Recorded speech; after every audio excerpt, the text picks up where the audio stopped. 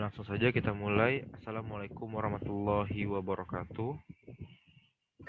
Waalaikumsalam warahmatullahi wabarakatuh. Alhamdulillah, kita masih dapat berkumpul dalam mata kuliah bimbingan dan konseling anak usia dini, yaitu dalam membahas rencana pelaksanaan layanan bimbingan klasikal di SD Negeri 1 Indralaya. Sebelumnya kita perkenalan dulu. Perkenalkan, nama saya Agung Maulana dan juga dua rekan saya yaitu Pratiwi dan juga Kalisna Musdalifah. Nah, tanpa berlama-lama lagi, mari kita membahas RPL di SD Negeri 1 Indralaya. Yang pertama yaitu komponen layanan. Nah, komponen layanan ini yaitu layanan dasar. Selanjutnya yaitu bidang layanan itu sosial. Fungsi layanan itu pemahaman.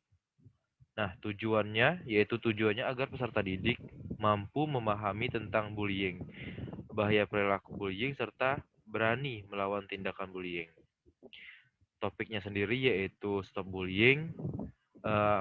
Materinya sendiri ada 3, yaitu pengertian bullying, sebab-sebab dan dampak negatif bullying, serta yang terakhir yaitu cara mencegah dan melawan bullying. Selanjutnya yaitu sasaran layanan ini ditujukan kepada siswa-siswi kelas 6 SD 1 Indralaya. Nah, metode dan teknik itu yaitu menggunakan ceramah, curah pendapat, dan juga tanya jawab. Nah, media yang digunakan yaitu aplikasi Zoom dan juga WhatsApp. Waktu pelaksanaannya yaitu 1 kali 40 menit. Tanggal pelaksanaan hari Rabu, tanggal 14 April tahun 2021. Sumber bacaan yaitu dari buku, PPT, dan juga dari internet. Nah, selanjutnya yaitu masuk ke dalam uraian kegiatan. Uraian kegiatan itu pertama tahap awal atau pendahuluan itu pernyataan tujuan. Nah, pernyataan tujuan ini yaitu ada guru bimbingan dan konseling menyapa dengan mengucapkan salam dan mengajak peserta didik untuk berdoa, kemudian memberikan kalimat semangat kepada peserta didik. Selanjutnya itu guru bimbingan dan konseling membina hubungan yang baik dengan peserta didik atau menanyakan kabar dan mengecek kehadiran peserta didik. Selanjutnya yaitu guru bimbingan dan konseling menyampaikan tujuan layanan yang diberikan.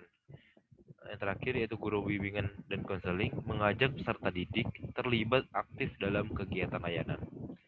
Selanjutnya yaitu memasuki penjelasan tentang langkah-langkah kegiatan. Yang pertama yaitu menjelaskan langkah-langkah kegiatan, tugas, dan tanggung jawab peserta didik.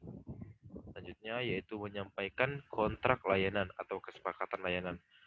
Hari ini kita akan melakukan kegiatan selama 40 menit pelayanan. Kita sepakat akan melakukan dengan baik.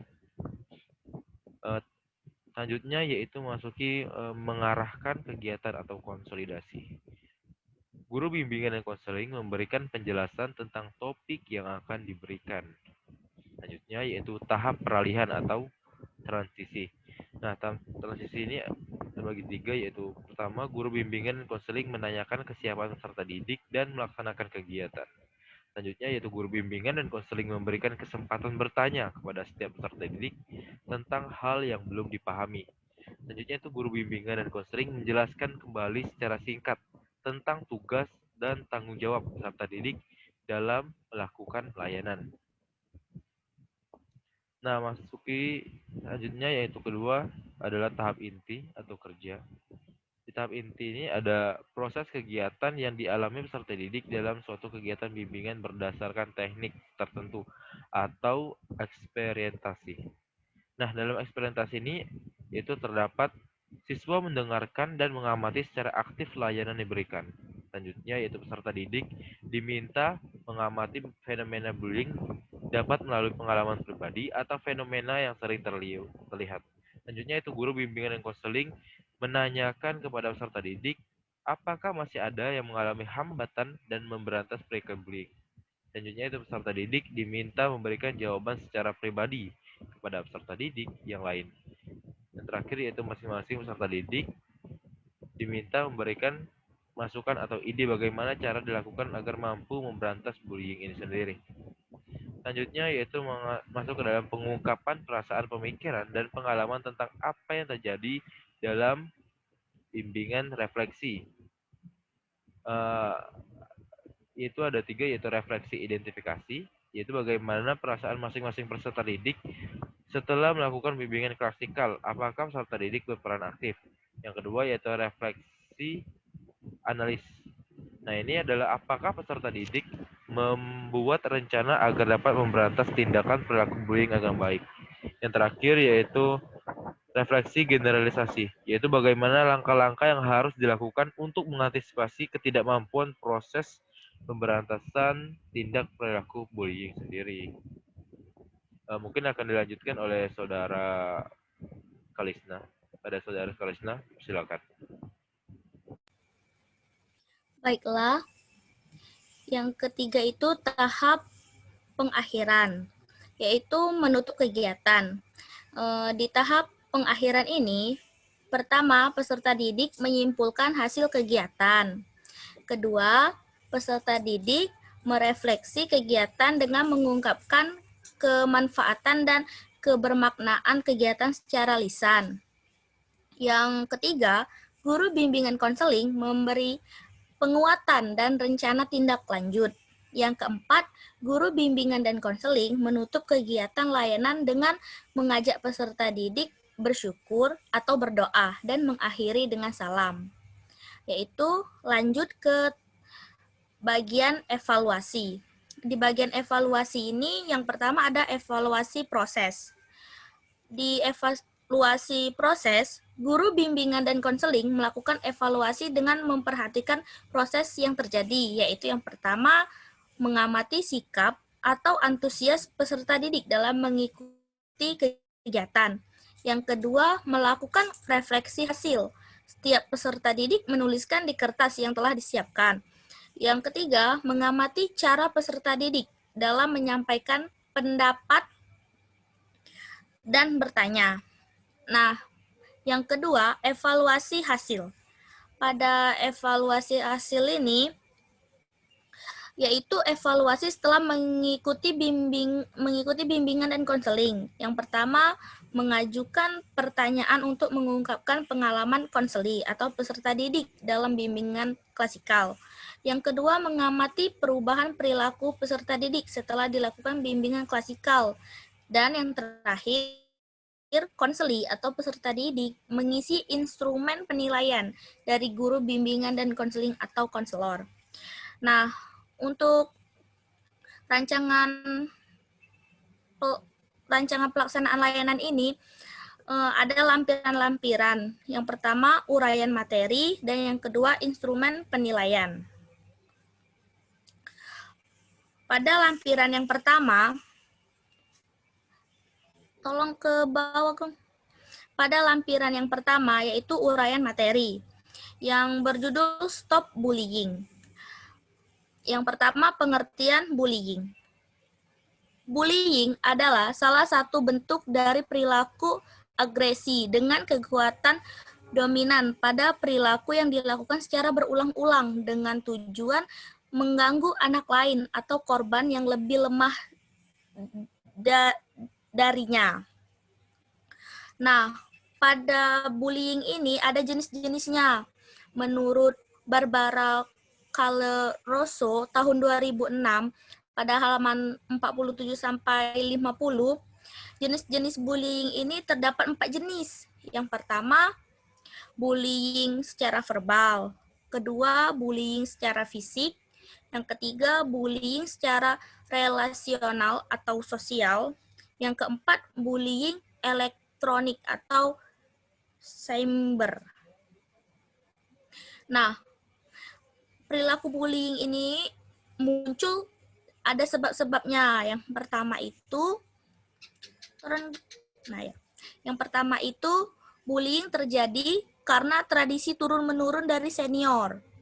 Yang kedua, keinginan untuk balas dendam karena dulu pernah mendapatkan perilaku yang sama.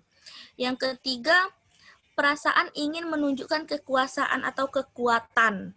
Yang keempat, kecewa karena orang lain tidak berperilaku sesuai dengan yang diharapkan. Yang kelima, dorongan untuk mendapat kepuasan. Dan yang keenam, dianggap menghina atau mengganggu kelompok tertentu. Nah, dari bullying ini ada dampak negatif bagi yang menjadi korbannya, yaitu satu, terganggu fisiknya, seperti cedera, terluka, sakit, dan sebagainya.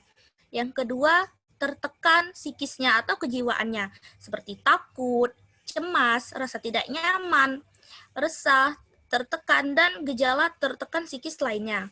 Yang ketiga, pergaulan sosial terganggu, seperti minder, menyendiri, grogi, pendiam, dan tertutup. Dan yang keempat, terganggu prestasi belajarnya, seperti nilai jelek, tidak konsentrasi belajar, lupa mengerjakan tugas, sampai menurunnya ranking atau tidak naik kelas. Nah, di sini ada cara mencegah dan melawan bullying. Untuk mencegah agar kita tidak menjadi korban tindakan bullying, yaitu ada satu, hindari membawa atau memakai barang-barang mahal atau uang yang berlebihan. Yang kedua, jangan sendirian, terutama di tempat sepi. Yang ketiga, hindari cari gara-gara dengan pelaku bullying. Yang keempat, jangan berada di dekat dengan orang yang suka melakukan tindakan bullying. Yang kelima, kenali dan perhatikan pelaku bullying. Yang keenam, jangan ikut-ikutan melakukan tindakan bullying dalam bentuk apapun. Nah, sedangkan untuk melawan pelaku bullying dapat diambil sikap sebagai berikut. Yang pertama, jadilah orang yang percaya diri dan tunjukkan ketahanan diri bahwa kita tidak mau mengganggu dan diganggu. Yang kedua, bersikap tenang saat ada yang mengganggu. Jangan biarkan emosi terpancing. Yang ketiga, jika melihat ada teman yang menjadi korban, maka tolonglah korban dan laporkan. Yang keempat, lakukan perlawanan diikuti dengan berteriak, lari, atau tindakan apapun sambil mencari pertolongan. Yang kelima, catatlah tempat, orang-orang yang terlihat, dan jenis gangguan yang mereka lakukan. Laporkan pada orang tua, guru, atau pihak yang berwajib. Baiklah, selanjutnya akan dilanjutkan oleh Saudari Pratiwi.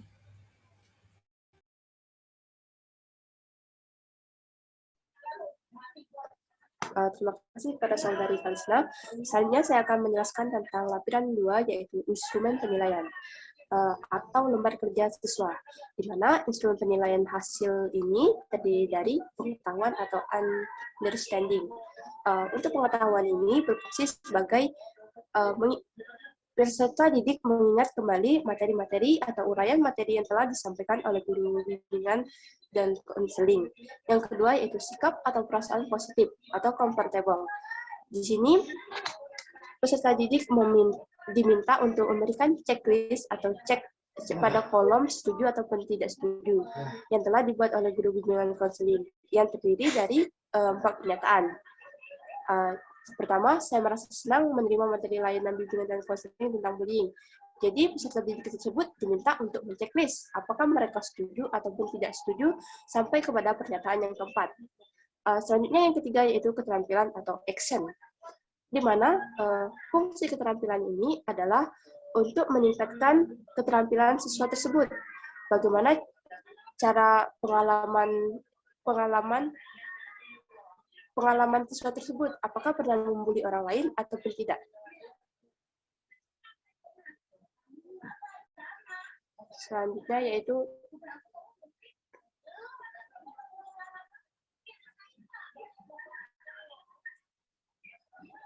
instrumen penilaian proses. instrumen penilaian proses, yaitu di mana guru bimbing konseling telah membuat papan atau catatan tentang RPL-nya tadi, di mana proses tersebut terdiri dari 4. Yang pertama, keterlaksanaan program. Jadi, dari hasil pengamatan guru bimbingan dan konseling tadi, apakah program layanan atau RPL atau program layanan sesuai dengan RPL. Selanjutnya yaitu perolehan siswa pasca layanan. Dari hasil pengamatan guru bimbingan dan konseling tadi, apakah peserta didik memperoleh pemahaman yang baru dari layanan yang diberikan tadi. Selanjutnya yaitu perhatian peserta didik. Dari hasil pengamatan guru bimbingan dan konseling berdasarkan RPL dan uraian materi yang telah disampaikan tadi, apakah peserta didik antusias mengikuti materi layanan BK. Selanjutnya yaitu yang bagian D,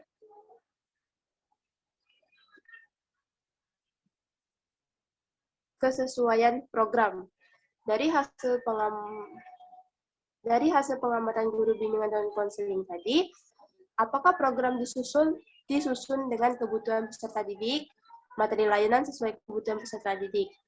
Dari RPL yang telah dijelaskan dan uraian materi, program ini apakah sesuai dengan peserta didik, yaitu sasaran layanan tadi adalah siswa kelas 6 SDN 1 Indralaya. Terima kasih. Saya kembalikan kepada moderator.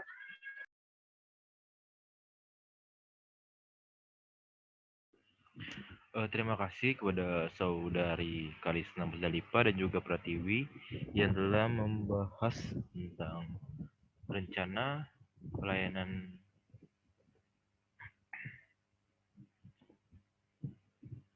rencana pelaksanaan layanan bimbingan klasikal di SD Negeri 1 Indralaya ini. Mungkin itu saja pembahasan kita pada pertemuan kali ini. Semoga apa yang kita bahas ini dapat bermanfaat untuk kita semua. Saya Agung Maulana selaku moderator mengucapkan terima kasih dan juga pamit undur diri.